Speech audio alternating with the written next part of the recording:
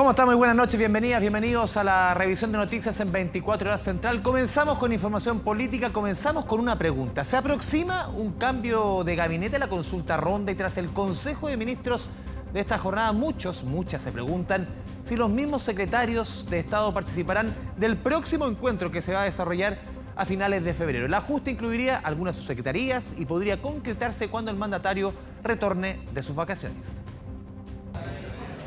Pudo ser el último consejo de gabinete encabezado por el presidente con la actual conformación, porque la idea del ajuste ya está instalada en la moneda y la posibilidad de que se concrete tras las vacaciones del mandatario toma fuerza. La pregunta es si es que el próximo encuentro mensual a finales de febrero participarán los mismos actores, y aunque la respuesta solo pertenece a Boric, muchos en el oficialismo esperan que no. Esto es como viejo como el hilo negro, ¿no? Los debates de opiniones de gabinete no son tema para los ministros y no corresponde ni que opinemos en eso.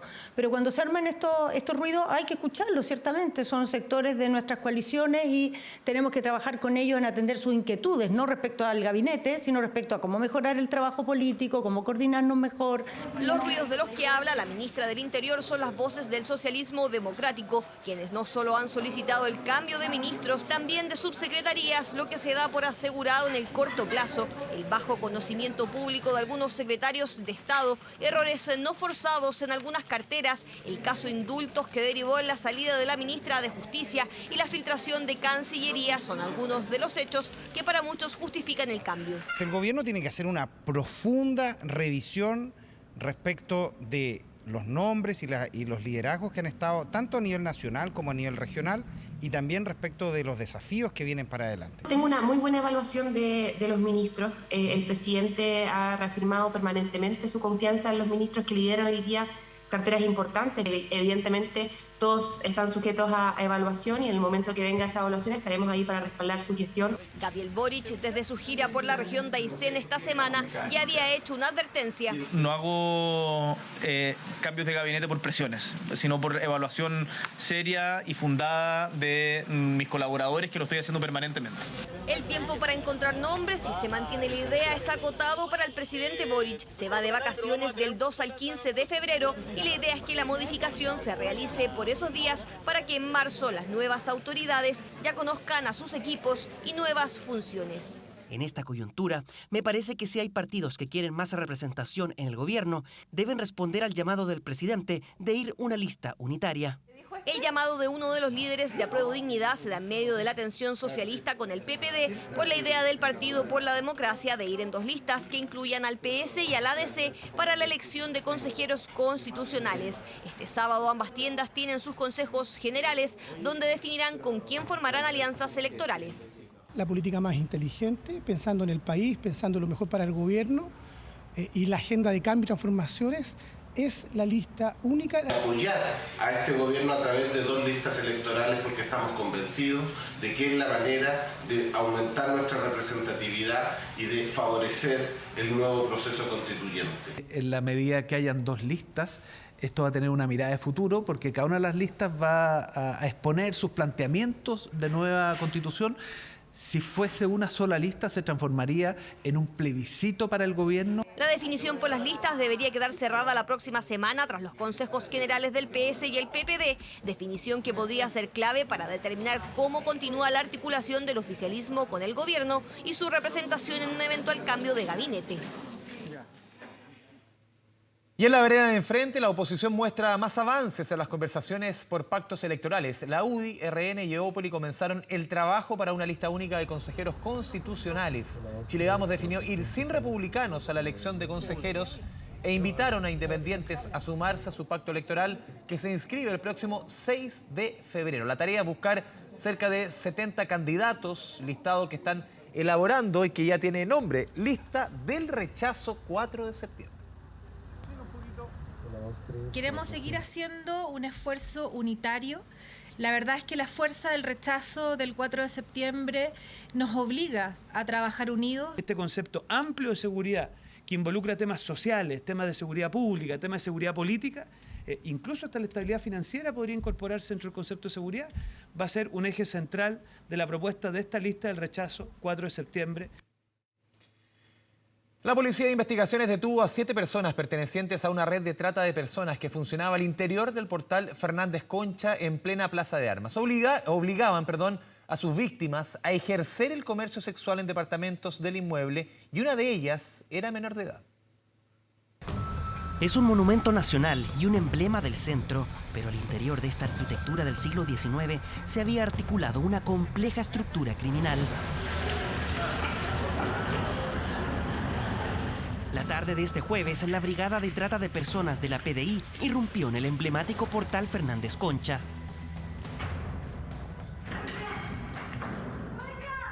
Se logró en primer lugar la detección y luego la detención de los integrantes de una organización criminal dedicada a cometer delitos de trata de personas con fines de explotación sexual. Tras el operativo se detuvo a 7 personas, un chileno y 6 ciudadanos extranjeros acusados de pertenecer a una estructura criminal.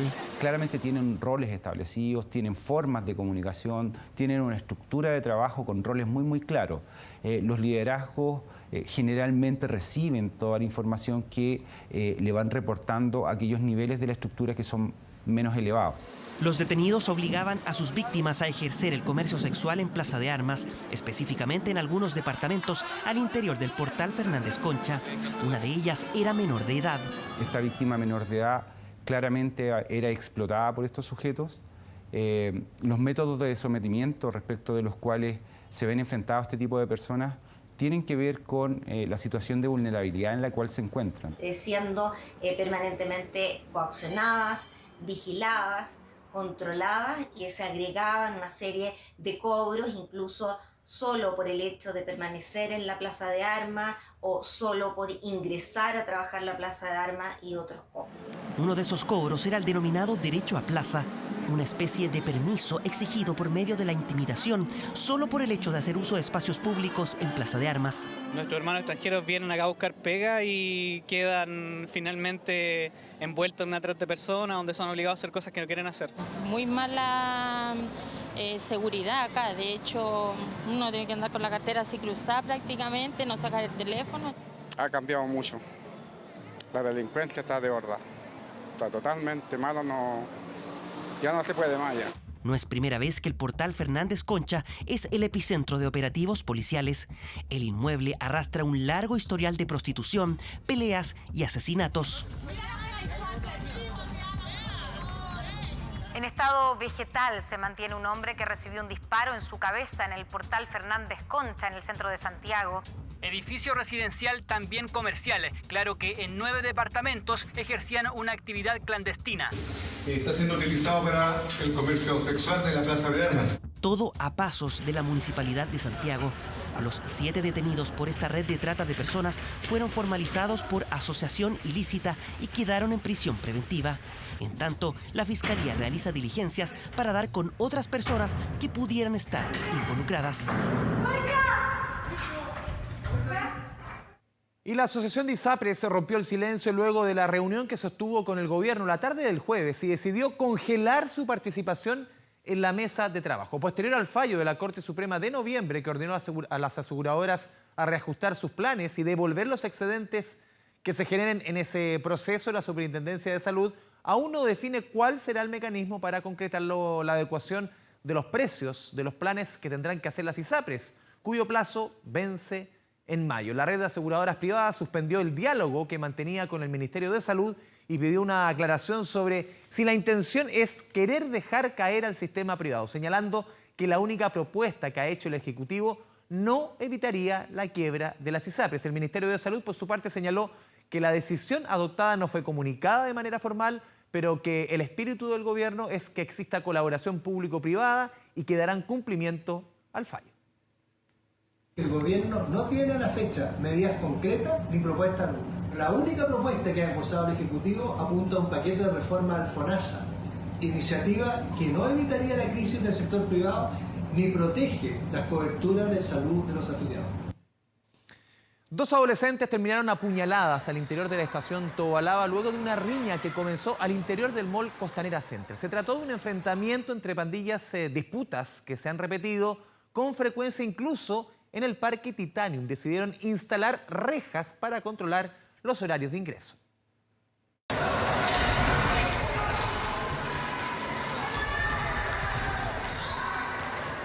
Aquí es donde comenzó todo, en el patio de comidas del Mall Costanera Center.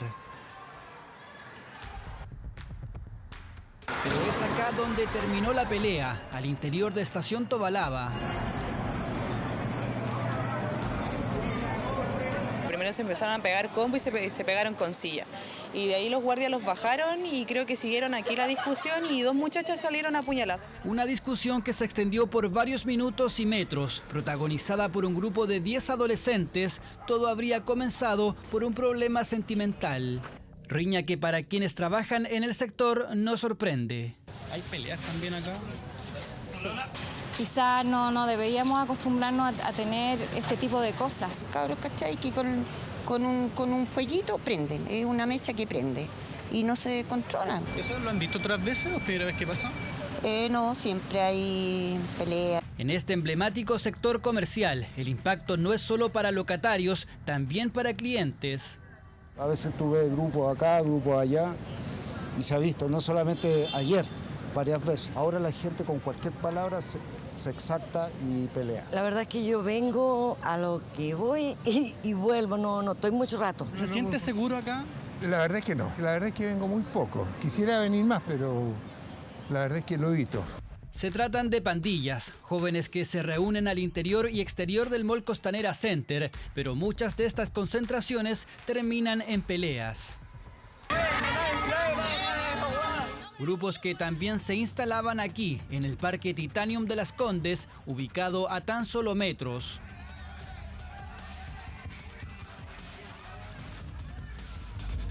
Pero ahora este lugar cuenta con rejas, cierran a las 7 de la tarde, una medida radical a cambio de mayor seguridad. Y hubo un par de altercados en algún minuto, como más violentos, y que eso ya hoy día no se ve mucho. O sea, está un poco más tranquilo el parque. Sí, es que pusieron reja y ahora los cierran, entonces hay horario, etcétera, y hay guardia. Entonces eso igual ha ayudado harto. No es la idea, pero como no queda de otra, hay que hacerlo nomás, pues cerrar. No queda de otra para poderse estar guardando, porque la gente necesita seguridad también. Es un área verde, dentro de un espacio privado, pero que estaba abierto a todo público las 24 horas. Este sector financiero optó finalmente por instalar estas rejas ante el descontrol de las pandillas. Si no llegamos antes y seguimos llegando tarde, van a ir desencadenando cada vez conductas mucho más violentas y mucho más complejas. Si queremos terminar con este tipo de hechos, hay que sentar en una mesa a todos los actores. Gobierno local, sector privado, metro, autoridades nacionales. De lo contrario, vamos a tener que seguir lamentándolas en el futuro. Este último episodio terminó con 2 adolescentes apuñaladas y otras 2 de 15 detenidas por lesiones graves. Un entorno comercial amenazado por pandillas que deja sus primeras secuelas. Y en temas similares, la ministra del Interior, Carolina Toá, aseguró que la mesa de seguridad de la cual se restó la oposición tras el caso Indultos se retomará y se cerrará la próxima semana con quienes estén disponibles. La jefa de gabinete insistió en su llamado para que el eventual acuerdo transversal en materia de seguridad se sumen todos los actores políticos. La llamada mesa se quebró a fines de diciembre, recordemos, cuando el gobierno sorpresivamente concedió 13 indultos, lo que provocó la indignación de la oposición, que decidió retirarse de la instancia. Tras un mes sin conversaciones, el Ejecutivo anunció el retorno de la mesa, aunque en ella no esté presente la oposición. Lo único que falta es cerrar con los partidos políticos de la oposición. Y desde ese punto de vista, como esto no puede esperar y no podemos, digamos, dejar que llegue el receso parlamentario sin entregar ante las chilenas y los chilenos este documento y darlo a conocer, nosotros como Ejecutivo, con los que estén dispuestos a cerrar, lo vamos a hacer la próxima semana y vamos a insistir en que los partidos de oposición se sumen. Y en información económica, con más de 40 medidas, el gobierno junto a representantes de trabajadores y empresarios buscan mejorar la productividad. La agenda incluye, por ejemplo, la agilización de trámites notariales, procesos de inversión y la reinserción de la mujer al mercado laboral, entre otras iniciativas. En los últimos años, una frase se ha vuelto recurrente: el sueño de la casa propia está cada vez más lejos. Una realidad que ahora en parte podría revertirse tras la aprobación en tiempo récord de la garantía estatal para el pie hipotecario. Hay un problema de liquidez y eso impide que se inicien proyectos o que las familias puedan acceder a la vivienda. ¿Qué es lo que hace este proyecto? Es corregir eso y decirle a los bancos, esperamos que los bancos le presten a las familias y a las empresas, le presten en otras condiciones. Y como, una vez publicada la ley, las personas que soliciten un crédito hipotecario tendrán un aporte del 10% con garantía estatal para el pie inicial. Eso sí, la vivienda que buscan comprar debe ser la primera y no superar las 4.500 UF. Me parece excelente porque cuesta harto que te aprueben. Excelente, creo que vamos en el sentido correcto. Genial, soy de los millennials que por ninguna razón ha podido tener una casa, así que toda la ayuda es bienvenida. Creemos que está en la dirección correcta y que servirá de apoyo tanto a las empresas como a las personas que están con dificultades para acceder a la primera vivienda. Adicionalmente, estas medidas van a reactivar la economía, así como generar nuevos empleos. Reactivación de la economía, que se ha vuelto uno de los focos del actual gobierno. Con la presencia de los ministros de las carteras económicas, más representantes de gremios de empresarios, emprendedores y trabajadores, el Ejecutivo presentó la agenda de productividad. Se trata de más de 40 iniciativas y nuevos ejes de trabajo que buscan impulsar y dinamizar la economía. La meta de elevar la productividad en un 1,5% anual ha sido declarado un desafío central. El aumento de la productividad es el camino más efectivo para impulsar el debilitado crecimiento potencial de nuestro país en los últimos años. Y para eso, uno de los objetivos de la propuesta es revertir la informalidad laboral, que en los últimos meses ha ido en alza, una situación preocupante para expertos y autoridades. Otro pilar de la agenda es la reinserción de la mujer al mundo laboral. Con la reestructuración de los subsidios al empleo a fin de apoyar a las empresas para la contratación formal de mujeres. Además, se complementa lo anterior con la necesidad de fortalecer las capacidades laborales de las mujeres para el desempeño de las distintas tareas productivas. Que el trabajo formal sea atractivo, en donde tengamos efectivamente los espacios para poder tener a las mujeres con mayor inserción, pero también con las condiciones que se requieren en el cuidado de esa lacuna y otras cosas más. Otras de las medidas que destacan son la eliminación de ciertos trámites notariales, con el fin de agilizar algunos procesos, crear fondos de capital de riesgo para empresas innovadoras, una mayor digitalización en diversos ámbitos de la economía y una reforma estructural al sistema de permisos sectoriales para dinamizar las inversiones, entre otras. Esta es una agenda que involucra en algunos casos nuevos proyectos de ley, también apoyar y reimpulsar proyectos de ley que actualmente se están tramitando, como también algunas medidas concretas de gestión que van a tener un efecto relevante. Nos hemos sumado a esta iniciativa, la vamos a apoyar, es, como decía también el ministro, un primer paso para ir trabajando en conjunto. Esto es un proceso en desarrollo. Un importante desafío para diversos sectores de la economía que buscan reactivarse y mejorar la productividad que se ha estancado en el país por cerca de 15 años. Y en Antofagasta fue detenido un peligroso sicario colombiano buscado a nivel internacional y que habría ingresado a Chile por un paso no habilitado. El hombre es integrante de la peligrosa banda conocida como Los Kioscos y tenía encargo vigente de captura en la Interpol por homicidio, tráfico de armas y drogas. Es en Cali, donde opera la banda conocida como Los Kioscos. A su haber tienen homicidios, secuestros, robos, tráfico de armas y droga. Y la lista de delitos sigue. La organización está integrada por cerca de 40 personas, entre ellos Jorge Iván Zamora Vázquez, sicario condenado a 45 años por una decena de actos ilícitos y quien era buscado internacionalmente por la Oficina Central Nacional de Interpol. A casi 5.000 kilómetros de Colombia, en Antofagasta, el sujeto fue detenido por la PDI. Tenía encargo internacional. Este es el fruto de un trabajo integrado de diferentes unidades de la Policía de Investigaciones al tener indicios de que un prófugo de alta peligrosidad, como es en este caso, se encuentra en determinada región del país. En el Tribunal de Garantía se efectuó la audiencia de formalización a Jorge Zamora, de 26 años, apodado Iván.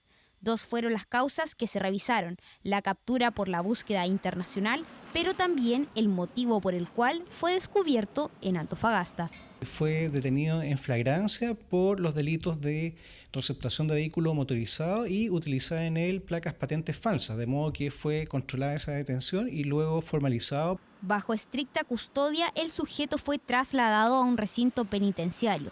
Quedó en prisión preventiva mientras se revisan sus causas para evitar otra fuga de la que daba cuenta en noviembre el Estado colombiano, el mismo que advertía la peligrosidad del sujeto, quien ingresó por algún paso no habilitado hacia Chile, dinámica que ya han replicado otros integrantes de bandas del crimen organizado como el Tren de Aragua. Si las personas vienen aquí a hacer algo ilegal o hicieron algo ilegal en nuestro país y se vienen a refugiar acá, que sean extraditados, que sean deportados, que sea lo que sea. No estoy de acuerdo que vengan a hacer daños a este país, porque este país es lleno de oportunidades. Nos andan mirando, andan diciendo, los colombianos andan robando, andan traficando, pero resulta que son pocos. La mayoría venimos a trabajar. Cuando enfrentamos a un líder, este líder tiene que ejercer su poder a través de la creación del miedo, a través de la violencia. Por eso su actuación es tan sádica, es tan extrema, porque justamente eso es lo que lo posiciona frente a sus pares. Ahora será el gobierno de Colombia el que deberá continuar con el requerimiento para la extradición del detenido. El Estado colombiano debe requerir formalmente ahora al Estado chileno la solicitud de extradición. Bajo el imperio de nuestra normativa nacional, la extradición se debe tramitar ante la excelentísima Corte Suprema. De ser aprobada, lo que se busca es que la condena por la que era buscado sea cumplida, donde cometió los delitos siendo miembro de una de las bandas más peligrosas del país caribeño. Y ponga atención con lo siguiente, una familia acusa la exhumación ilegal y el extravío de un cuerpo, esto en el cementerio municipal de San Francisco de Mostazal. Aseguran que desde el recinto les informaron que habían revendido el nicho y como solución les ofrecieron abrir un ataúd y sacar fotografías para que pudieran reconocer el cadáver de su padre, que por ahora está perdido. Vuelvo yo del sur, vengo a visitar a mi papá. Llego acá a dejarle flores a mi papá y no está. No está. Yo veo que está otra persona sepultada en este lugar. Entonces, para mí fue impactante. O sea, todavía estamos en shock como familia. No sabemos dónde está él, por qué está sepultada otra persona. Fue la impactante y dolorosa sorpresa con la que se encontraron Elizabeth, su hermana y su madre el pasado 31 de octubre en el cementerio municipal de San Francisco de Mostazal. Se supone allí descansaban los restos de su padre, Eduardo Gallardo. El 7 de febrero del 2022, a causa del COVID, en su hogar falleció a los 69 años el padre de esta familia. La insuficiencia cardíaca de su mujer no les permitió ir, sino 8 meses después, al cementerio, momento en el que descubrieron una grave irregularidad. Nos habían comentado de que el nicho había sido revendido, que había sido comprado hace muchos años atrás por otra persona y que al fallecer esa persona dueña del nicho habían tenido que sepultar y a mi papá lo habían tenido que trasladar unas tumbas más allá. Nosotros compramos un nicho perpetuo que dice aquí en la boleta y le pedimos que mostrara un libro de registro, permiso de la Seremi para haber hecho eso. Y también porque como familia no se nos avisó teniendo yo todos los datos en una carpeta. Desesperadas pedían una explicación, no sabían dónde estaba entonces el cuerpo de su padre, a lo que el trabajador del recinto ofreció una solución aún más cuestionable. Pero que lo que podía hacer la administradora era de que para que nosotros tuviéramos, entre comillas, una tranquilidad como familia, era abrir el nicho donde mi papi supuestamente está, abrir su ataúd y enviarnos fotos de su cuerpo para que nosotros lo podamos reconocer como familia. Práctica a la que se negaron y de inmediato realizaron la denuncia por exhumación y traslado ilegal. Los hechos básicamente dicen relación con la venta de un mismo nicho a familias distintas, quienes enterraron a sus deudos. Sin embargo, al percatarse de esta situación, las personas encargadas del cementerio municipal de San Francisco de Mostazal deciden, sin autorización ni de la familia ni las autorizaciones de salud respectivas, trasladar a uno de estos cuerpos. A los pocos días de lo ocurrido, el municipio entregó los antecedentes al Ministerio Público. Aseguran que no sabían lo que allí ocurría. Salió de todo esto porque en primer lugar, nunca había pasado. ¿Reconoce que hay una negligencia? Pero por supuesto, si está hecha, yo no puedo decir, oye, ponerme una venda en los ojos y decir aquí no pasó nada. No puedo decir eso. Aquí pasó algo, está en investigación. 3 trabajadores municipales están bajo sumario por la insólita situación. Uno de ellos renunció, pero los otros siguen en sus labores. Se presentó una acción penal porque de esa manera podemos buscar a través de investigación, a través de la Fiscalía, dónde se encuentra el cuerpo de don Eduardo. Y yo necesito encontrarlo. Soy una hija que ama a su padre y lo está buscando. Y no voy a descansar hasta encontrar su cuerpo. La PDI realiza las indagatorias mientras estas mujeres quieren despertar de esta pesadilla que les ha impedido realizar el duelo y despedir el cuerpo del padre y esposo, cuyos restos no hay certezas de en qué lugar están. Y aumenta la tensión en el Perú tras las protestas que sacuden decenas de ciudades contra el gobierno de Dina Boluarte, quien le pidió este viernes al Congreso que adelante las elecciones para este año con el fin de que baje la tensión en las calles.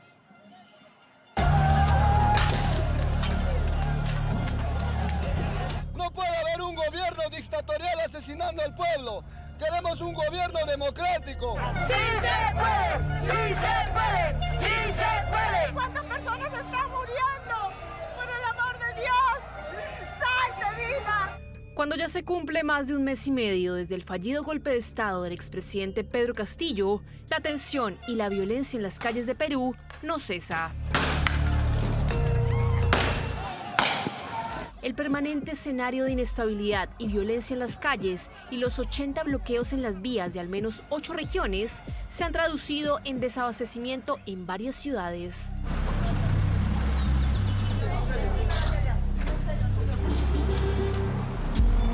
Ya no podemos ni siquiera ya comprarnos ni los víveres.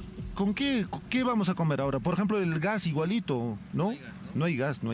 Porque los bloqueos de carretera están impidiendo que llegue la gasolina, que llegue el gas doméstico, que lleguen las medicinas. Boluarte insistió este viernes en el adelanto de elecciones por parte del Congreso y señaló que no se deben poner condiciones como una asamblea constituyente. Pero ¿qué tan factible es que esto se dé en el corto plazo? La elección del 24 se ha aprobado en diciembre y debe ratificarse a partir del 15 de febrero en el mejor de los casos.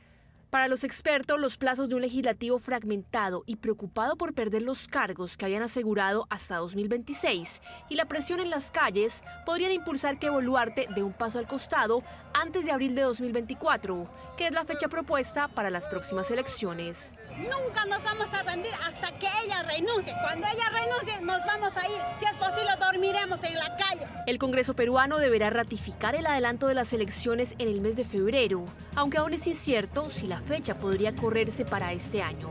Una incertidumbre que ya pone sobre la mesa quién podría ser el sucesor de Dina Boluarte si sale de su cargo antes de los comicios. La línea de sucesión oficial en este momento es el presidente del Congreso. Williams es un general retirado del ejército, es considerado héroe de la nación por haber participado en el comando, en la rescate de los rehenes de la residencia del embajador japonés hace algunos años. Y sí, tiene algunos temas, algunos casos pendientes en materia de derechos humanos. Perú se enfrenta a un escenario de caos político y social que ya amenaza con desestabilizar su economía, que a diferencia de las crisis pasadas, ya empieza a sentir los efectos de un país en permanente inestabilidad. Y el abogado de Estefanía Gutiérrez, la madre del pequeño Tomás Bravo, hallado muerto en febrero del 2021 en Caripilú, solicitó ampliar la querella de la causa e investigar el posible delito de sustracción de menores contra quienes resulten responsables. El requerimiento abre una nueva tesis de investigación en el caso que aún no tiene culpables. A casi 2 años de la muerte de Tomás, el caso del niño de tan solo 3 años y 7 meses, que fue hallado sin vida luego de estar 9 días desaparecido en la localidad de Caripilún, en el Biobío, suma una nueva arista. Acabamos de presentar una ampliación de querella por el delito de sustracción de menores con resultado de muerte, que intenta ampliar los hechos a los hechos que acontecieron con posterioridad a la desaparición del menor y hasta que fue encontrado el 16 de febrero. La ampliación busca determinar qué pasó en ese lapso de tiempo desde que se le pierde el rastro al niño el 17 de febrero hasta que es hallado su cuerpo el día 26. Querella que apunta esta vez no solo al único formalizado por esta causa, el tío abuelo Jorge Escobar, sino que a todos los que resulten responsables del delito de sustracción de menores. La diferencia es que inicialmente la querella interpuesta por mi representada era solo contra una persona y nosotros la hemos ampliado y la hemos ampliado a una figura también mayor en el sentido de que no solo al parecer le habría dado muerte, sino que además de eso habría estado con al menos varios días. Pero el requerimiento presentado por la madre de Tomás no es el único. El 19 de enero, el abogado de Moisés Bravo, padre de Tomás, solicitó ampliar la querella en contra del tío abuelo. Se ha presentado el día de hoy querella por el delito de abandono de niño menor de 10 años en lugar solitario. Querella que tiene por objeto que se sancione también a esta persona por la comisión de ese delito, que tiene una pena asignada en el Código Penal que va entre 10 y 15 años de prisión efectiva. Según el comunicado de Amparo y Justicia, representantes de Moisés Bravo, la medida busca agotar todas las posibilidades para que este crimen no quede impune y se anuncia después de haber conocido los resultados de peritajes realizados en el extranjero. Don Jorge Escobar es una persona que fue imputado por el delito de homicidio calificado, que hay nuevos antecedentes que no podemos detallar, pero que efectivamente dan cuenta que él no tiene ningún tipo de responsabilidad. Entonces a nosotros, desde todo punto de vista, eso es absolutamente injustificado e impertinente. Ampliaciones de querellas que habrían sido motivadas al conocer los peritajes extranjeros, cuyos resultados son reservados, pero que según informa BioBio Chile, apuntarían al tiempo en que Tomás estuvo desaparecido y a la eventual participación de una o dos personas, al menos una de ellas un hombre, por lo que se solicita una serie de diligencias, como la toma de declaraciones a 11 residentes del sector Raqui y la entrega voluntaria de muestras de ADN. Ahí en ese caso tendrían que investigar a los más cerca y a la familia, ¿no? Ojalá, ¿no? Y al final la verdad tiene que saberse. No hay cosa que no se sepa. Ampliación de querella por sustracción de menores, otra por abandono de menor con resultado de muerte y finalmente la tesis del Ministerio Público que apunta a un homicidio calificado. 3 vías de investigación que se plantean en paralelo para esclarecer la muerte del menor. Yo creo que lo que nosotros tenemos que lograr en el caso Tomás es avanzar al máximo en el establecimiento de la verdad, ¿ya? Si ese avanzar al máximo en el establecimiento nos va a llevar a un juicio, no juicio, qué sé yo, eso ya son asuntos mucho más técnicos y más precisos. El 2 de marzo se cumple el tiempo que por ley se establece para la investigación del caso desde que se formalizó al único imputado. Después de esto, la causa podría cerrarse sin culpables. Reloj que corre contra el tiempo para lograr esclarecer la muerte de un niño que remeció a todo el país. Un gran susto pasó un surfista que se adentró a las aguas de la desembocadura del río Biobío, en una de las 586 playas no aptas para el baño en el país. El imprudente deportista debió ser rescatado tras permanecer casi 1 hora atrapado. Soto, dale cuerda, dale cuerda, dale cuerda. Incesantes esfuerzos de la policía marítima y personas que voluntariamente buscaban rescatar con vida a un arriesgado deportista.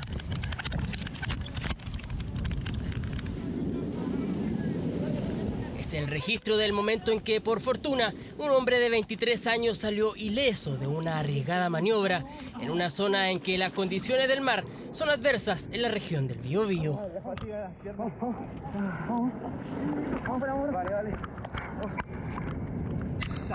Esta playa no es apta para hacer ningún tipo de deporte náutico. Las olas también que son demasiado irregulares, porque ahora está relativamente calmo, pero hay momentos en que el mar empieza a ponerse más furioso. Exitoso operativo tras el despliegue de emergencia en medio de una imprudente práctica de surf, de quien la tarde del jueves ingresó a las aguas de la desembocadura del río Biobío, una de las 586 playas no habilitadas para el baño a nivel nacional. Por lógica tú no te hagas, por el oleaje que es muy fuerte, no puedes tomar una decisión de meterte a bañarte y todo. Llegó con sus amigos a practicar este deporte en este tradicional y turístico sitio de la región, lugar en que los mismos deportistas se han encargado de instalar letreros como este, que se prestan para la confusión y el peligro de quienes son atraídos por el deporte y el fuerte oleaje de este lugar. La señalética aquí no es lo que corresponde, lo que indica, en realidad no es apta para surfear. La gente es muy imprudente, muy imprudente. A mí me encantan los deportes, todo, pero cada cosa en su lugar, po. Fueron cerca de 40 minutos los que estuvo en las aguas a 200 metros de la playa. Ante esta situación, la patrulla de Policía Marítima evaluó las circunstancias y procedió a intentar su rescate. En primera instancia, a través del bote de goma y en segundo lugar, producto de las malas condiciones de oleaje, por medio de una maniobra que se realizó utilizando cuerdas y con el apoyo de las personas que se encontraban en el lugar. Maniobra que finalmente le salvó la vida a este hombre que se aventuró en una de las rompientes más peligrosas de la región. Las corrientes son muy marcadas, entonces a él le tiene que haber pasado eso. Lo tomó una corriente, no pudo salir de ahí, se desesperó, me imagino, puede haber habido incluso hasta un calambre o algo así, se debilitó físicamente y en la desesperación te hace eso, te hace que te canses mucho más rápido. Quebrantar las reglas de seguridad establecidas por la autoridad fue la razón por la que fue multado este surfista, luego de pasar un angustioso momento en lo que sería una tranquila tarde de recreación que pudo terminar en una tragedia.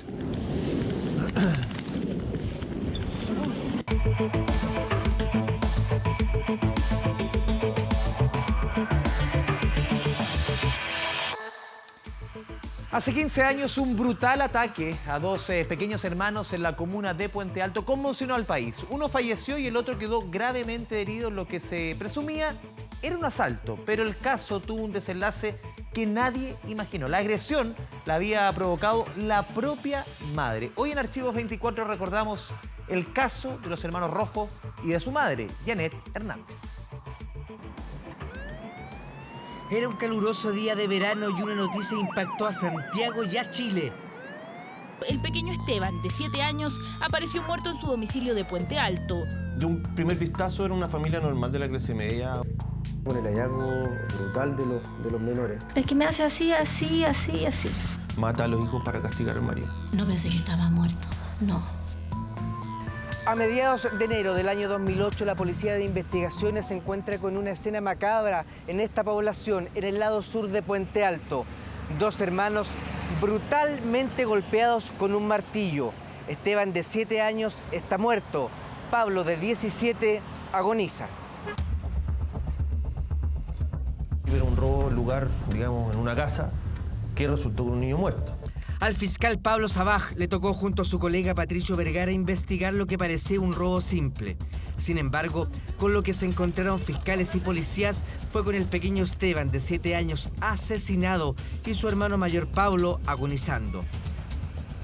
El reloj marcaba las 7:20 de la tarde y Pablo pasó a buscar a la peluquería a su esposa, con la que llevaba casado 17 años. Cuando abrieron la puerta se encontraron con el horror. El Pablito movía su manito, así, me acerqué porque yo fui la primera que entré. Y cuando lo vi fue una cosa tan... oh, Dios mío, no se lo doy a nadie. A nadie le doy eso porque uno viene tan tranquila de la pega a ver a su hijo a su casa, que abramos la puerta y lo encontramos con lo que lo encontramos. No, fue fuerte. Pablito había recibido un devastador golpe en la cabeza, pero todavía respiraba. A los gritos aparecieron los vecinos y se llamó a las ambulancias. Este fue el último cumpleaños en el que estuvo presente Esteban Rojo, un encantador chico que iba a la escuela, empezaba a tocar la guitarra y ya navegaba en internet. El hallazgo brutal de los menores en la comuna de Puente Alto, el Ministerio Público nos encomendó investigar el caso. Janet, la madre de los pequeños, dice que hay una luz de esperanza que su hijo mayor se recupere. Lo único que quiero es que se salve uno, ya que se nos fue uno, que se salve el otro. Miguel, yo sé que él va a hablar. Era un hecho que ni siquiera en el mundo delictual era frecuente. De hecho, el mundo delictual, por lo menos en esa época, repudiaba que un ladrón, por ejemplo, le diera muerte a un niño. O sea, el mismo AMPA entrega a esos autores y estaba muy silencioso todo el mundo delictual de Puente Alto. No va con el perfil de quien roba y por lo mismo teníamos que profundizar en un móvil el motivo era potente como para poder dejar así a los niños. Habían 7 u 8 hipótesis de grupos dedicados al robo, ¿cierto? Al robo en inmuebles, personas drogadictas del sector, un jardinero que trabajaba en la vía propiamente tal. Pero no era ni el jardinero, ni los drogadictos, ni ladrones habituales. Los investigadores, de manera secreta, comenzaron a sospechar de la madre, pero aún sin pruebas concretas. Por eso lo hicieron en el más absoluto sigilo. Era bajita, pero la reja siempre se mantenía cerrada. La reja sí estaba abierta. Y cuando voy a abrir la puerta, meto la llave y la puerta se abrió fácil. No me acuerdo si estaba con llave, eso no me puedo acordar. Lo que sí, meto la llave y se abre al tiro. Habla mucho, casi que no para de hablar. Entonces entro así y veo la tele encendida. Y veo la tele y miro así, veo al Pablo así, y yo veo que esta mano se le mueve. Era chocante escuchar su relato, que no tenía un mayor compromiso sentimental. Se veía muy fría cuando describía este episodio. Pero sin embargo, con Janet Hernández era como un pozo sin fondo. Para nuestro asombro, ella ni una sola vez, ni siquiera cuando recordó las imágenes que observó al entrar al hogar ese aciago 17 de enero del año pasado. Y en eso me tiro para la pieza y miro, nada, y de repente miro, porque como la alfombra es oscurita, es ploma. Y en eso miro así, claro, y ahí estaba botadito ahí en el suelo. Entre las dos camas. Sí, entre las dos camas, estaba ahí, entre la ventana, sí, estaba ahí estaba. Con cada entrevista, Janet Hernández se contradecía más y más. El problema era que su hijo mayor, Pablo, luchaba por su vida en el Hospital Sotero del Río. ¿Y qué aprensiones tenían ustedes que ella pudiera atentar contra su hijo que estaba ahí en estado de coma? Muchas. Teníamos muchas aprensiones, tanto con la brigada de homicidio como con el fiscal Vergara, y le pedimos custodia policial 24 horas. Y había 24 horas un policía ahí, no para afuera, digamos, por si entraba alguien o algo parecido, pero en realidad estaba vigilando a la señora Janet. Pensamos que Pablito podría recordar y que en ese momento ella podría tomar alguna decisión de ese estilo. Sí, lo pensamos. Y la intención era esa, era de protegerlo a Janet y también observar también ciertas conductas de Janet hacia Pablo. La recuperación de Pablito ha superado incluso los pronósticos médicos más optimistas. Janet lo visitaba atendiéndolo amorosamente y ayudándole a comunicarse. 8. Mira. Pablito comenzó una lenta recuperación y los investigadores recrearon la rutina de los padres el día del ataque.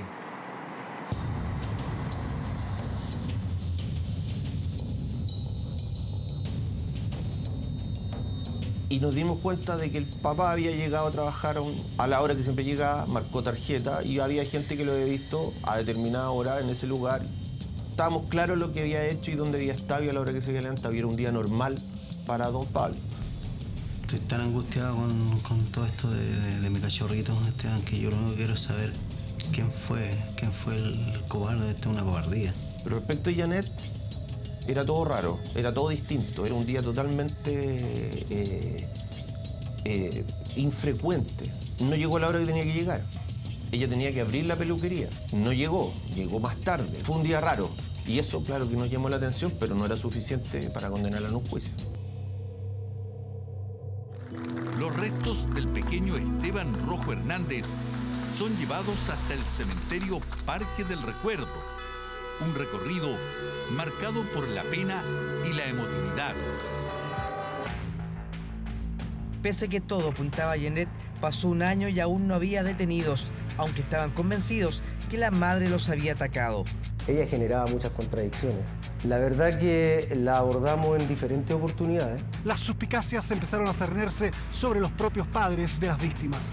Era una persona, se hacía notar con convicción, segura de sí misma. Entré al baño y dije, no trae nada. Fui para allá, tampoco. Y dije, ¿pero dónde? Esteban lo llamaba. De pronto tuvieron la prueba científica que les faltaba. La autopsia de Esteban arrojó que solo habían pasado un par de horas desde el desayuno y su asesinato, tiempo en que Janet estuvo con ellos. Con ese antecedente, la detuvieron. Pasó 1 año y 4 días y Janet Hernández, la madre de los hermanos Rojo, ingresó a la brigada de homicidios, pero ya no como víctima, sino como inculpada. A eso de las 9:30 de la noche de este martes, la mujer fue detenida cuando concurría a la casa de sus suegros en Peñalolén a ver a su hijo Pablo luego de su tratamiento en la Teletón. Lo único que dijo cuando se vio rodeada de detectives fue: "No entiendo lo que pasa". Nos llamó mucho la atención que la puerta principal de acceso a la vivienda no estaba forzada y que lo que ella misma señala, la imputada, que le sustrajeron cosas, eran de menor cuantía, o sea, eran 2 Dixman y un exprimidor, que su mismo esposo Pablo es quien la contradice porque nos declara que hace un mes atrás ese exprimidor lo habían botado. ¿No será que usted entró antes a romper esa chapa? No, mentira. ¿No será que usted vio a su hijo de esa forma? Fiscal. No. Retiro la pregunta, señor. Fiscal, no sí, sin perjuicio de lo anterior, modere su forma de interrogar. Como 1 año estuvimos sin detenido, con una fuerte presión institucional por resolver el caso, y mediática además, sí. La señora Janet construye catedrales de mentiras con brochazos de verdad para que de un vistazo esto pueda pasar. ¿Ella lo habría asesinado en la mañana? Sí, en la mañana después que se va don Pablo. Ella llega tarde a la peluquería, está un rato en un estado más o menos crepuscular, según lo que describen sus compañeros y compañeras. ¿Y en esas 2 o 3 horas que sale ella volvió a la casa con los niños muertos al interior? Volvió a la casa, rompió la puerta de su dormitorio. El registro del sitio de suceso es un montaje para que pensemos nosotros que entró un autor externo. El ataque es realizado por una persona que está dentro de la casa y es más, es una persona del núcleo familiar cercano, porque no provocó ninguna alteración en el comportamiento de los niños. Netamente inocente, mi señora es 100% inocente. Por favor, los vecinos que vieron algo, díganles. Yo me fui a las 2:30 y los niños quedaron bien. Yo me despedí de Pablito y me despedí del Esteban. La intención de ella fue darle muerte a su hijo y quitarse la vida, porque nosotros encontramos la cuerda con el nudo donde eventualmente ella se iba a quitar la vida. Y fue por celos que los atacó, por una supuesta relación de su esposo con la cantante conocida como la Gaviota de Puente Alto o como la Rancherita. La Gaviota de Puente Alto, que nos canta "Que hablen de mí". Yo sé que no le caigo muy bien a todo el mundo y que a todos no les gusta mi forma de ser. Que andan diciendo que supuestamente ya había sido amante de él y yo lo he desmentido en todos lados. Por una cuestión dramática de celos que se vivía anteriormente unido a una situación psiquiátrica. El Servicio Médico Legal lo describió como el síndrome de Medea. O sea, esto es frecuente que ocurra. El síndrome de Medea es que mata a los hijos para castigar al marido. Nosotros logramos establecer de que efectivamente fueron celos. Y busca castigar a su pareja infiel a través de la muerte de su hijo. Yo lo celaba. Y yo es verdad lo celaba. Pero no eran celos reales, era mentira. Los fiscales y la PDI pudieron reunir las pruebas que la condenaron a 32 años. Entre lágrimas, Janet Hernández fue acusada de parricidio consumado y frustrado contra Esteban y Pablo. Fueron las palabras finales antes de que la justicia la enviara tras las rejas. Y en este caso, la mamá presa, el hijo muerto, entonces tampoco había una sensación de mucha felicidad, por decirlo así, entre los investigadores, los policías y fiscales, porque fue un caso demasiado dramático. Pese a todas las pruebas en su contra, nunca Janet ha reconocido el crimen. A los niños los atacaron entre las 11:30 y la 1:30 de ese día. Y esa era la hora en que usted estaba en la casa. Sí, pero yo siempre he dicho al principio, yo me fui a las 2:30 y los niños quedaron bien. La policía dice que ninguna de sus coartadas de esa tarde son ciertas. Es que eso fue lo que hice, ¿me entiendes? Eso fue lo que hice, yo no estoy mintiendo. Pablito Rojo se graduó y Janet Hernández obtuvo el permiso para ir a la ceremonia. No vive con su padre, quien sigue habitando la misma casa, y su actual pareja es Miriam Peña, la llamada Rancherita, con la que tiene un hijo al que le pusieron Gabriel Esteban en recuerdo de su hijo asesinado. podría salir pronto. O optar a beneficio al menos. Es posible. Tengo entendido que podría optar a beneficio. Fue un caso que nos juramentamos a encontrar a los responsables. Y lamentablemente, lo dije en esa época y lo digo ahora de nuevo, lamentablemente nos llevó a la señora Janet. Janet Hernández está presa aquí, en la cárcel de mujeres de San Joaquín, en la sección de custodia directa, apartada del resto de la población penal. Comparte módulo con María del Pilar Pérez, la llamada Quintrala, y con Joana Hernández, la asesina del profesor Nivaldo. La madre de los Rojo lo ha pasado mal en la cárcel, pues vulneró uno de los principales códigos del AMPA, matar a su propio hijo. Revisamos información internacional, nos vamos a Egipto, donde se descubrió la momia más antigua en ese país, la que data de hace más de 4.300 años. Además, se encontraron 4 tumbas milenarias. Los detalles de este increíble hallazgo a continuación. 4 tumbas de faraones y una momia envuelta con hojas de oro que datan de hace más de 4.300 años. Un impresionante hallazgo que impacta a Egipto y el mundo y que ocurrió en la necrópolis de Saqqara, un cementerio antiguo ubicado a 30 kilómetros de El Cairo. Encontramos 2 tumbas, una que data de la era del rey Unas, el último de los reyes de la quinta dinastía, y el otro datado en la época del rey Bebe, el primero de la sexta dinastía. También encontramos una colección de puertas fantasmas y varios pozos, 2 de los cuales contienen tumbas que han estado cerradas por 4.300 años. La momia envuelta en hojas de oro, la más antigua que se ha descubierto, corresponde a un hombre llamado Hekashepes y estaba a 15 metros de profundidad. Una de las tumbas, en tanto, pertenece a Khnum Hedef, conocido sacerdote del rey Unas. Además, se encontraron numerosas estatuas, entre ellas una que simboliza la familia de un hombre con su esposa e hijo. Saqqara es un lugar muy importante, revela muchas cosas valiosas y hoy anunciamos que encontramos una puerta hacia esos tesoros. Cuando suceden estos descubrimientos, lo importante viene cuando se hacen los estudios más metódicos y más científicos. Ahí es cuando realmente tenemos la información que nos permite conocer un poco más del periodo o del personaje en cuestión. A poco más de 100 años que se encontrara la tumba de Tutankamón, Egipto sigue sorprendiendo con descubrimientos de su cultura milenaria. En Egipto siempre van a estar apareciendo cosas, siempre vamos a estar viendo descubrimientos. Se cree que aproximadamente el 70% del patrimonio arqueológico de Egipto aún no ha sido descubierto. Por lo tanto, descubrimientos como este vamos a seguir teniendo. Miles de años atrás, los egipcios enterraban a sus seres queridos con una serie de objetos, los que iban destinados a que transitaran hacia otra vida y resucitaran. Las pirámides son criptas reales destinadas a faraones. La tumba es una máquina de resurrección. En Egipto, cada cosa que está puesto como ajuar funerario, cada una de las representaciones tiene un lenguaje altamente codificado, que lo que busca en última instancia es el renacer del muerto. El hallazgo de la piedra Rosetta en 1799, la que contenía traducción del idioma egipcio a otros como el griego, permitió comenzar a descifrar el contenido de la escritura de esta cultura. Esto abrió la puerta para descubrir de otra forma el antiguo Egipto y ha sido clave para seguir entendiendo esta civilización milenaria que no para de sorprender y de revelarnos nuevas sorpresas. Esta semana finalizaron los alegatos en el juicio de Fernando Báez, un joven argentino que fue brutalmente golpeado en enero del 2020 por 8 rugbyistas que finalmente rompieron el silencio. ¿Qué dijeron? Ponga atención.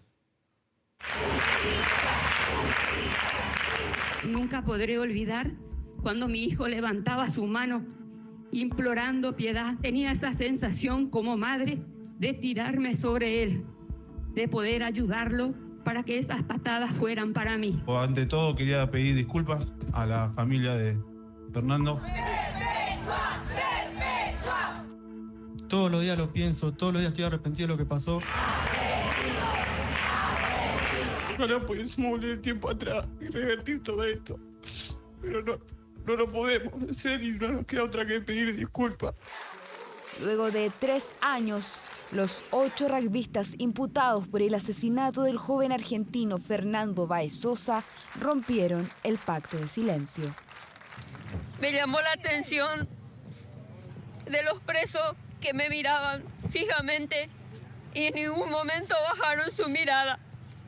Sentí como madre que no estaban arrepentidos para mirarme de esa manera.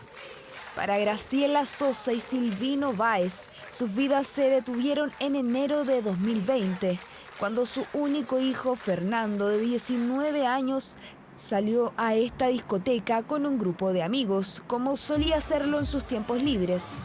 Nunca más volvió a casa. Fue golpeado hasta morir, delito por el cual se culpa a estos 8 jóvenes rugbyistas. Le pegaron patadas de forma brutal en la cabeza, en el pecho. Sin duda trataron de matarlo y es lo que lograron. Yo por esa calle no puedo andar más. La gente ahora va con otra expectativa por tan solo 8 chabones que no pudieron controlar su ira o su saña. ¿Vos escuchaste una frase? Sí, quédate tranquilo, que yo me lo voy a llevar de trofeo. A este negro de mierda yo me lo llevo de trofeo. Son solo algunos de los testigos que presenciaron la mortal golpiza que conmocionó a Argentina y el mundo.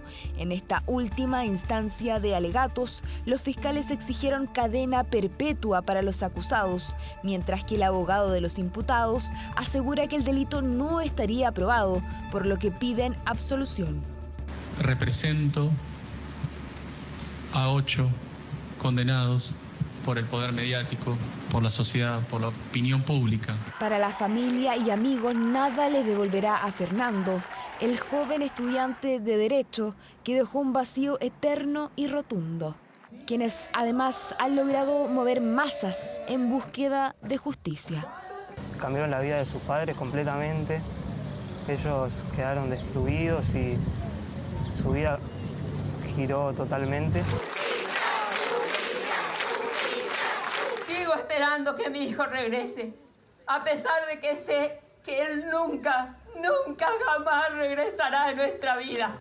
Una jornada de cierre de alegatos, marcada por las palabras de arrepentimiento y disculpas, y por las lágrimas de desconsuelo de una madre y un padre que exigen justicia, petición que tendrá una respuesta este próximo 6 de febrero, fecha en que el tribunal leerá la sentencia final para estos 8 rugbyistas.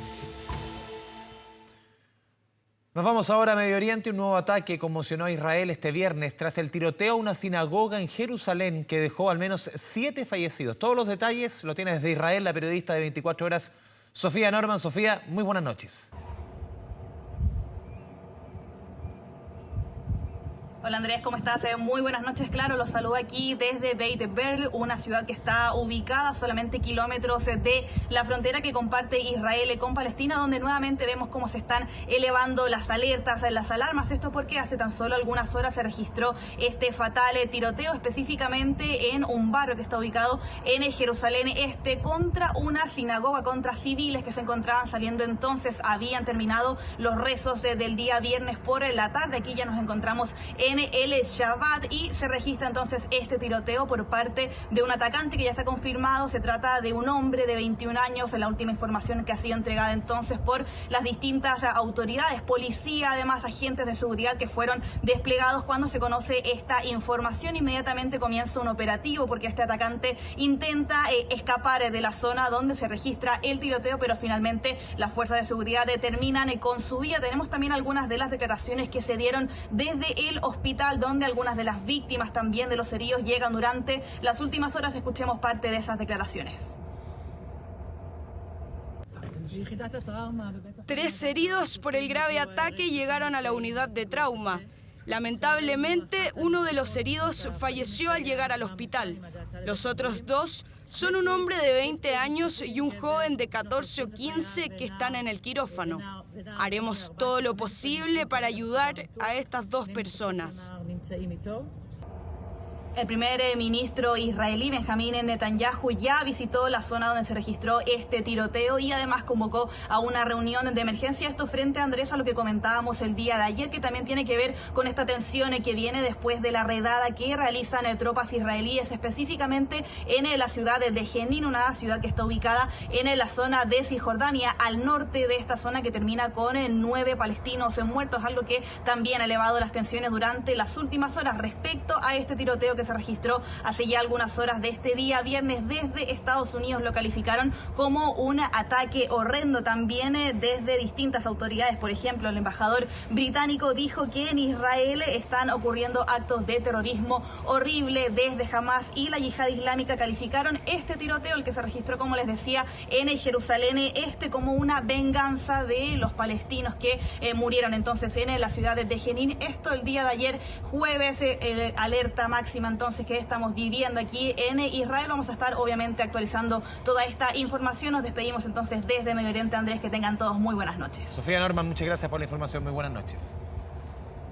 Y esta mañana el Palacio de la Moneda se tiñó de música y arte, hasta de un pie de cueca bailado por el presidente Gabriel Boric. Todo esto en la entrega del Premio a la Música Nacional y Artes Escénicas, que se otorgó a distintos artistas por sus destacadas obras en el año 2022. Entre los ganadores destaca el poeta y cantante, el gran Mauricio Redolés, por música popular, la pianista Edith Fischer por música docta y la cantora Matilde Isabel Chabelita Fuentes por música de raíz folclórica. La categoría de música nacional reconoce a la de raíz popular y docta junto con las categorías de edición y producción fonográfica. Los ganadores fueron escogidos por el Consejo de Fomento de la Música Nacional y recibieron un diploma entregado por la ministra de las Culturas, Julieta Brodsky, además de una suma superior a los 16,5 millones de pesos. En la categoría de artes escénicas es primera vez que se otorga el galardón y apunta a reconocer la trayectoria y obra de artistas por su excelencia y creatividad. Entre los premiados destacaron la actriz iquiqueña Sonia Castillo, la coreógrafa bailarina Teresa Alcaíno en danza y el compositor-director Sebastián Errázuriz en la ópera. Junto con el diploma se les entregó un premio superior a los 12 millones de pesos. Guillermo Ganga hará uso de la palabra en representación de las y los galardonados. Y esta situación es increíble. El histórico portero de la selección chilena de la Católica, Patricio Armando Toledo, lo ve a mi espalda, pidió empleo a través de redes sociales. Abro comillas, dijo: estoy disponible para trabajar y entregar toda mi experiencia como preparador de porteros, escribió quien es un referente de los cruzados de los últimos años.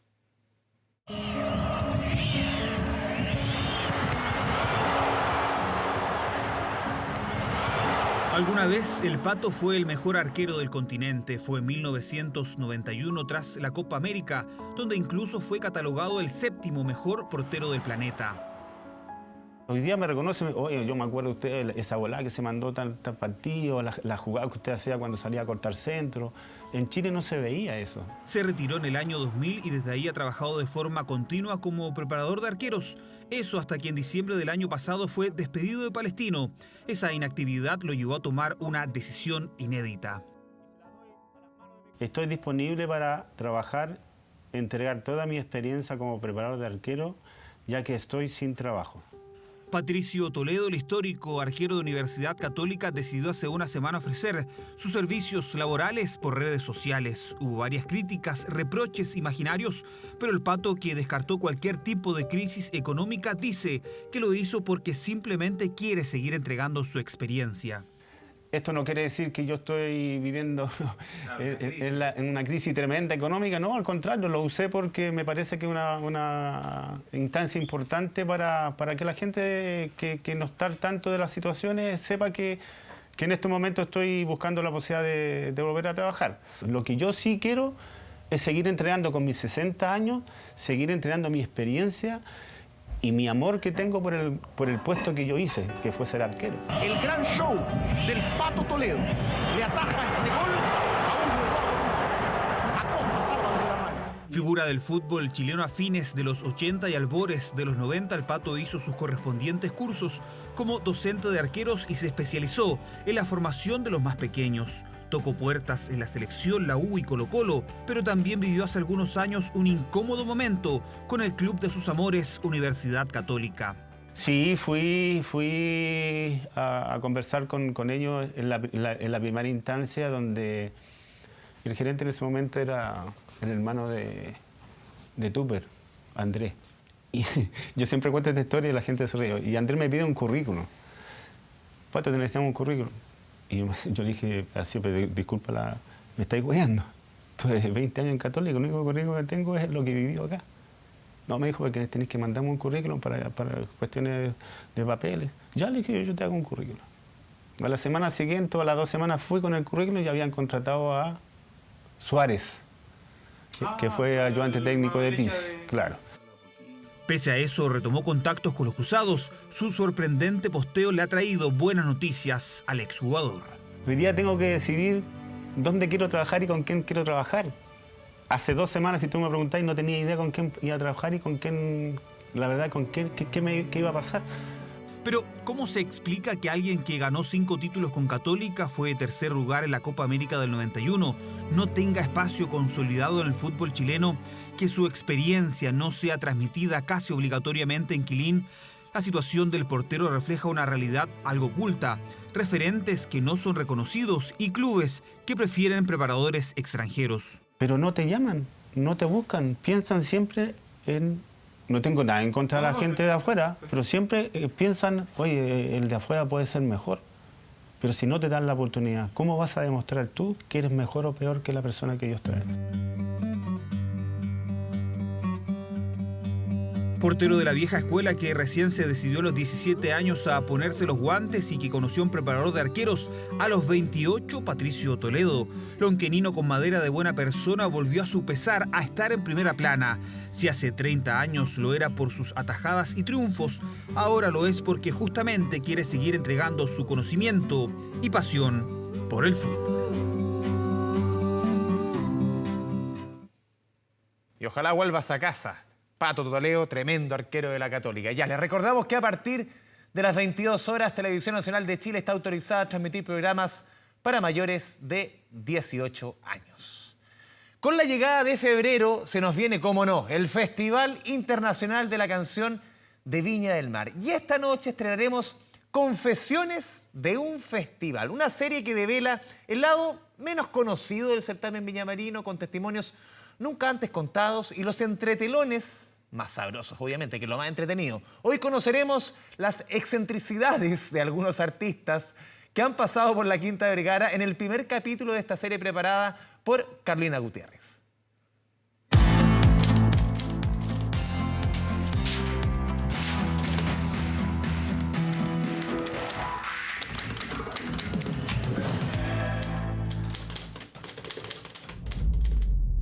Con más de 60 años de historia ha llegado el momento de revelar esas confesiones que ni ustedes ni nosotros sabíamos de los verdaderos protagonistas del Festival de la Canción de Viña del Mar.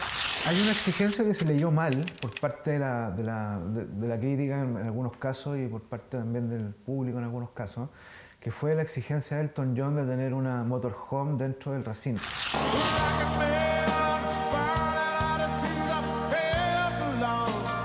Él solicita tener su trailer atrás de la Quinta Vergara. Hubo que armar todo un lugar como para que él estuviese tranquilo, para que nadie lo molestara, ponerle plantitas. Y era absolutamente innecesario el ruido porque él pidió la motorhome justamente para no llegar tarde. Y salgo de ahí a mi show. O sea, no paso por el hotel porque sería tal vez un elemento para atrasarme.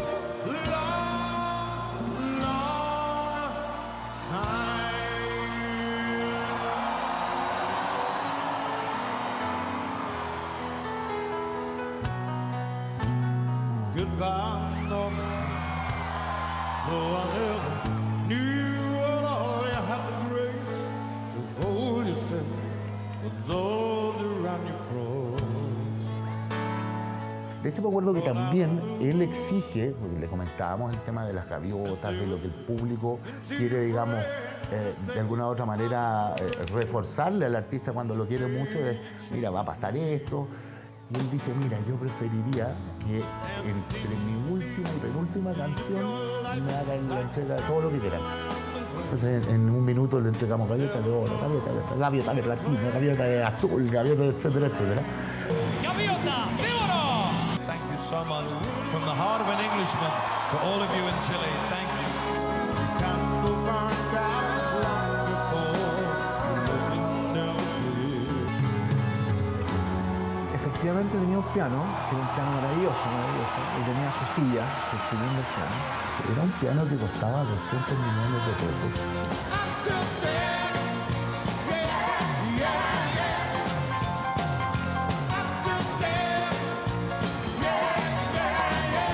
Y era un piano especial. Habían dos construidos en ese minuto y los dos eran para él. Hubo que traerlo especial en un vuelo especial.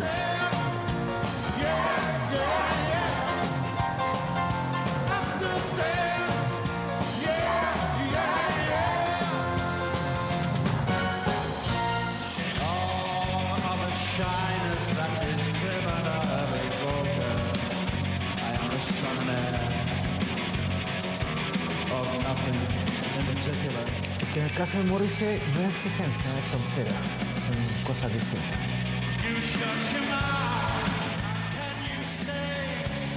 Siempre por contrato las cosas están establecidas. Y el horario a él en ese minuto le pareció que en realidad era muy tarde. Estamos hablando de minutos de salir. Entonces él nos dice, si yo no salgo ahora, me voy. Así de simple. Es la tontera de que la gente tiene que comportarse de cierta forma sin consumir cosas que él no consume. ¿Qué pasó con Morrissey? Morrissey, él es vegano, tiene una convicción en torno a la vida que yo respeto mucho. Sin embargo, yo creo que él no tiene el mismo respeto que tenemos quienes no somos veganos.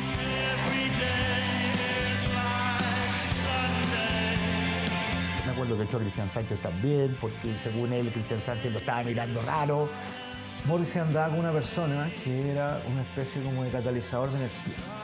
Y según esta persona, en la zona donde estaba Cristian Sánchez, en el jurado, había un aura de energía que no era favorable para su artista.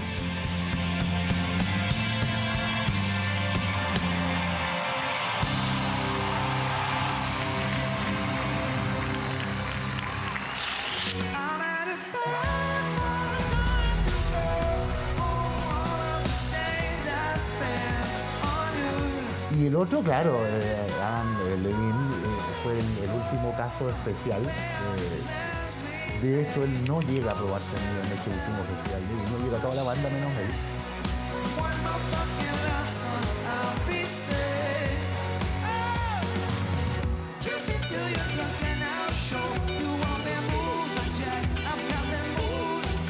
Pero además el tipo llegó como 47, 50 minutos tarde. Partimos del festival, nosotros con la orquesta hicimos la cortina, entró Martín con la María Luisa, bla, bla, bla, y de repente me avisan, maestro, por favor, ¿no? Alargue un poquitito la música porque todavía no estamos con Maroon 5. Ok, y ese alargue terminó durando 50 minutos.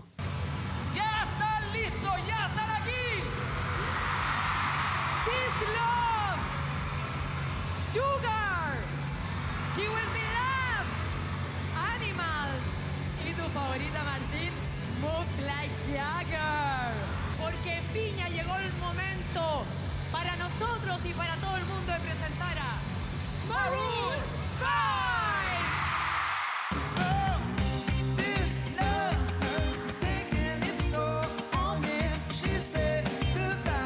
Esto es como ir a un cumpleaños, no querer cantar el cumpleaños feliz o no querer aplaudir cuando el festejado apaga las velas. O sea, si tú no estás dispuesto a participar de la fiesta donde te invitan, mejor no vayas.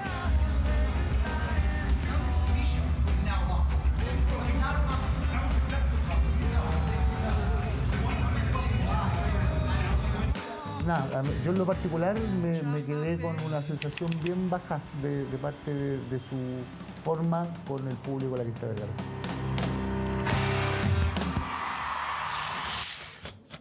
Oye, todas las puertas de los camarines cerrados.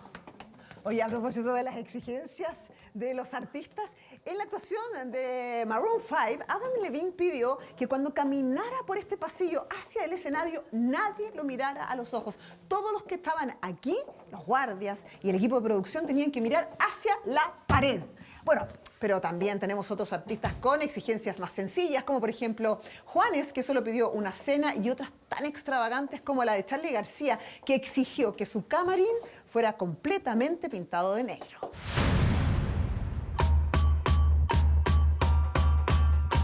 Hay cosas que suenan excéntricas pero que no lo son. Por ejemplo, un artista pidió 60 toallas. Y claro, efectivamente, si uno lo ve desde esa perspectiva, tú decís, ¿por qué quiere 60 toallas? Y en la realidad, quiere 60 toallas porque son 30 músicos, le pasáis una toalla a cada músico, en algunos casos 2 toallas a cada músico, para el escenario, son toallas chicas, más las de él, y se te fueron las 60 toallas.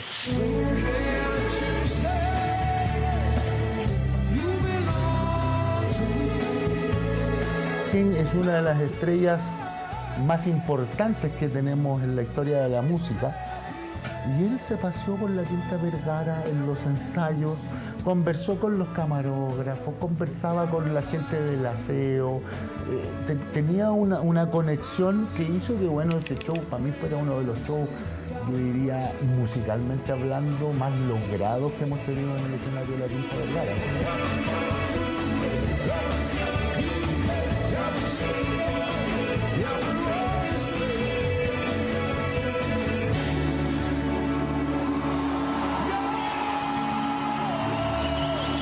Y hubo una pedida muy friqueada, muy divertida que a mí me encantó cuando pasó.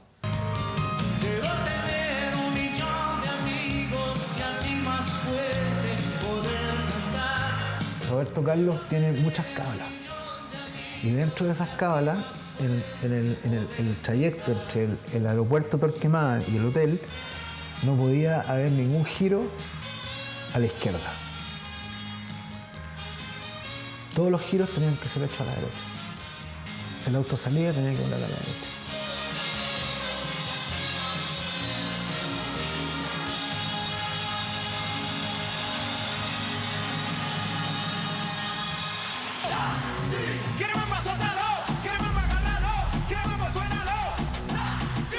Para que la gente sepa en casa, la Quinta Vergara hacia arriba son como 18 pisos.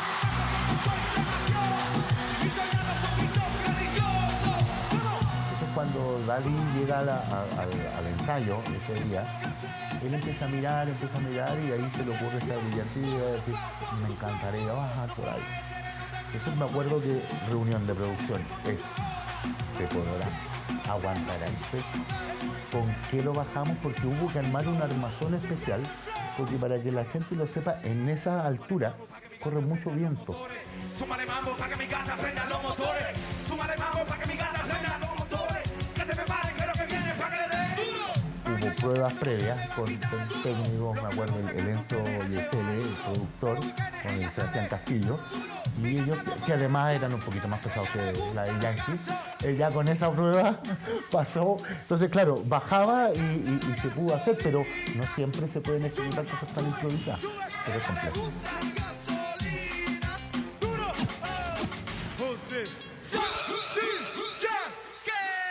El caso de Don Omar fue un caso maravillosamente lindo, ahora, desde aquí, desde un par de años después. Salió el sol, cuerpo bronceado y sus amigas buscaban acción.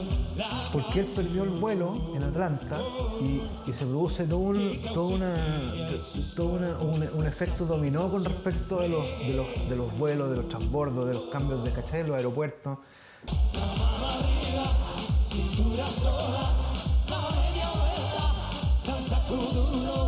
Entonces el director de esa época, Alex Hernández, dice que Don Omar tiene que venir.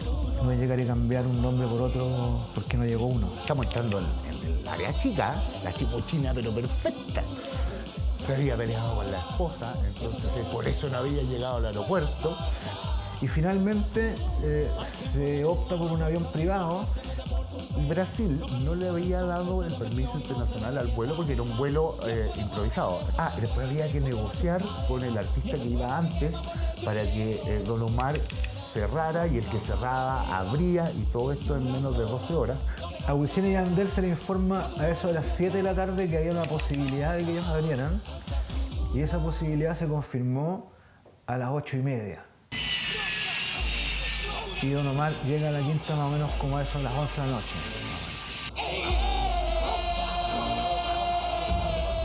Llega directo del aeropuerto de Rodelillo a la quinta y en el trayecto la esposa se lleva sus maletas y no tenía ropa para actuar. Bueno, el resultado, un productor terminó prestándole su ropa, etcétera, etcétera. El tipo salió como a las 1:30 de la mañana. Armar cosas para el Festival de Viña es impresionante. Entonces, esas anécdotas ocurren y son ciertas.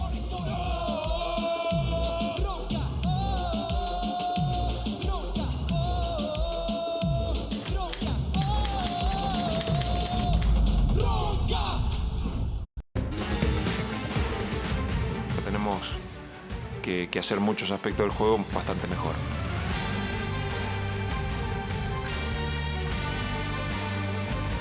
Se ha jugado solamente una fecha del campeonato y esta es la imagen del técnico de la Universidad de Chile, Mauricio Pellegrino. Ustedes ven cómo se presentó en la conferencia de prensa, está preocupado, hay tensión, hay presión y lo que sucede que en la U son 4 años coqueteando con el descenso. Entonces, partió mal el campeonato con la derrota frente a Huachipato y ya en la segunda jornada hay una mochila de presión enorme para el cuadro universitario y para su entrenador, que enfrenta mañana un partido a esta altura ya clave frente a la Unión Española. La U será local en Valparaíso frente al conjunto hispano con la necesidad urgente, primero de ganar, pero también de jugar bien, porque la imagen que dejó en su debut frente a Huachipato dejó mucho que desear y ya se han despertado las primeras críticas en esta nueva temporada. Pellegrino golpea la mesa y sale a dar explicaciones. Vamos. El deseo siempre de mejorar el equipo, siempre lo tenemos. Sobre todo después de la dura derrota en el debut por el torneo nacional ante Huachipato. Cabizbajo los jugadores de la Universidad de Chile, lo ganó la visita al conjunto azuero. Todos tenemos un montón de cosas para mejorar. El entrenador, toda la institución. Mea culpa del técnico argentino que pide calma a las críticas y evaluaciones. Y obviamente no podemos quedarnos con la foto de la primera jornada. Hay que esperar y bueno, los balances hay que siempre hacerlo al final. 3-1. Ha ganado Curicó. Estamos mal.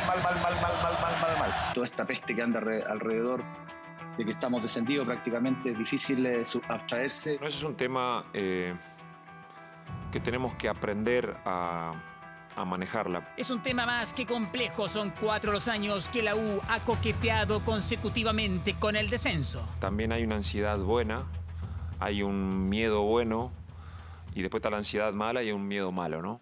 Hay gente que por ahí que no siente nada. Bueno, yo me quedo más tranquilo cuando sentimos algo. Que todo eso es el marco y el partido es la pintura, ¿no? Es lo que está adentro. Pero nosotros tenemos que centrarnos más en lo que depende de nosotros, que es nuestro juego. Este sábado a las 18 horas enfrentan a la Unión Española. Que todos estemos más lúcidos y juguemos mejor al fútbol. Por el momento, Pellegrino prefiere no hablar más porque para él... Más hablamos, peor jugamos, ¿no? Gracias, buenas tardes. Chao.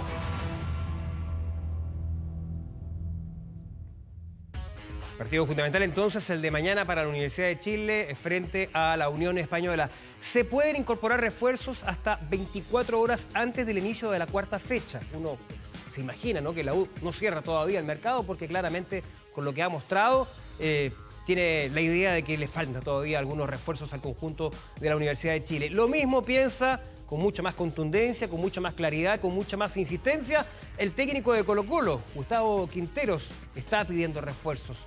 Otro centro delantero. Se lesionó lamentablemente Milano Amor, va a tener que ser intervenido quirúrgicamente, lo más probable. Y también quiere un defensa para que venga a reforzar Colo-Colo, que tiene un desafío mayor.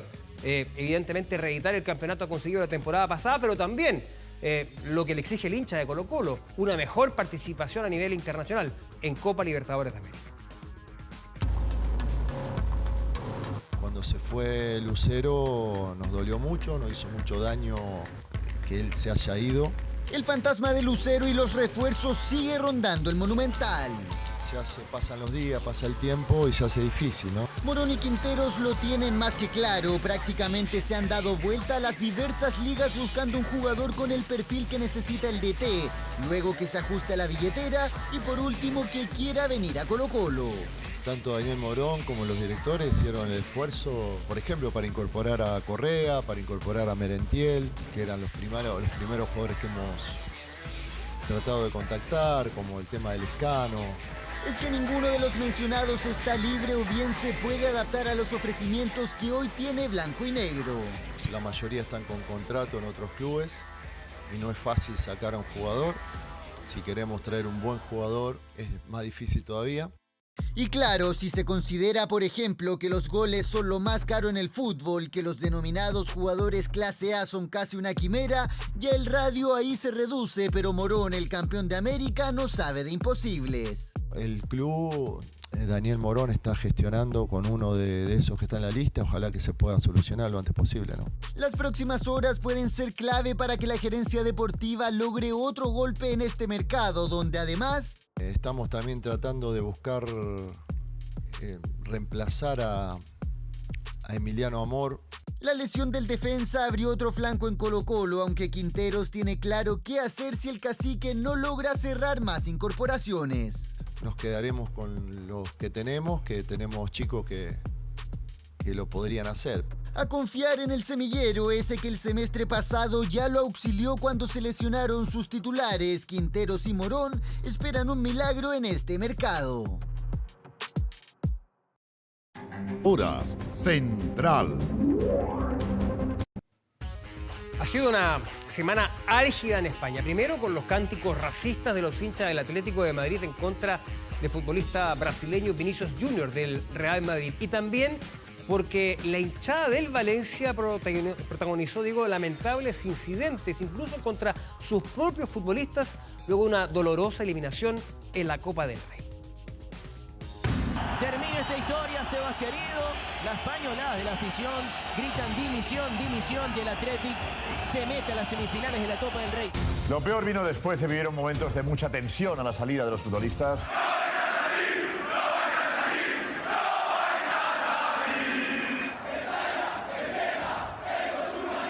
Valencia eliminado de la Copa del Rey. Los fanáticos en masa se reunieron en las afueras de Mestalla esperando la salida de los jugadores.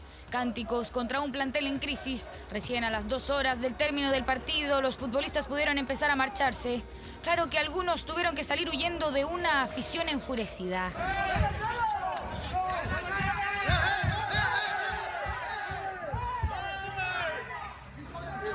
Cuando un equipo hace un partido en este modo, tengo que decir perdona. El técnico Gattuso le pidió perdón a la afición decepcionada por el juego del Valencia. Palabras que tal vez no bastan para arreglar las diferencias. Fanaticada plantel. Noche triste en Mestalla que agrava el divorcio entre la afición y los propietarios del club. La ilusión en la previa terminó con la furia de toda una hinchada. Valencia, eliminado, perdió el apoyo de sus seguidores y vivió una noche de máxima tensión en Mestalla.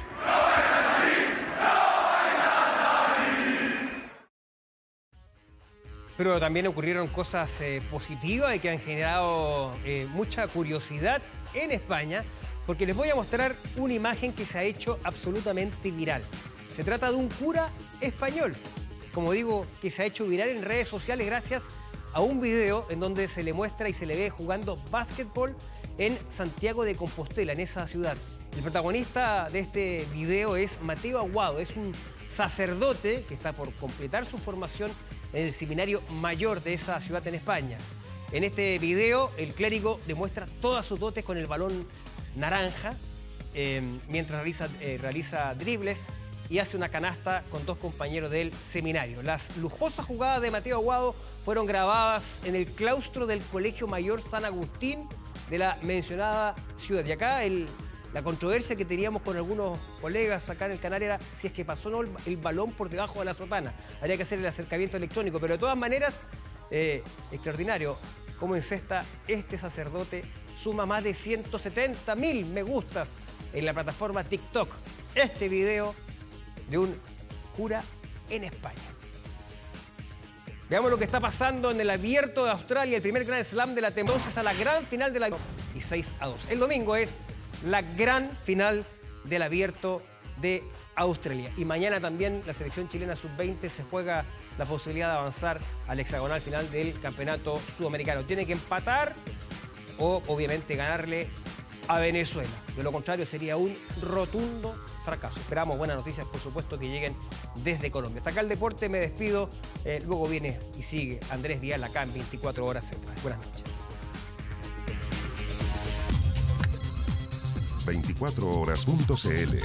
Atención, porque este fin de semana en la zona centro y particularmente en la región metropolitana los termómetros podrían llegar a los 36 grados. Incluso en la región del Biobío las temperaturas en la zona de Valle alcanzarían los 32 grados. Entérate cómo se viene el fin de semana en nuestro portal de noticias 24horas.cl. Cuando son las 10 de la noche con 39 minutos vamos cerrando esta edición de 24 Horas Central. Ya viene lo mejor del Festival del Guaso D'Olmué. Sigue la sintonía de TVN. Muy buenas noches.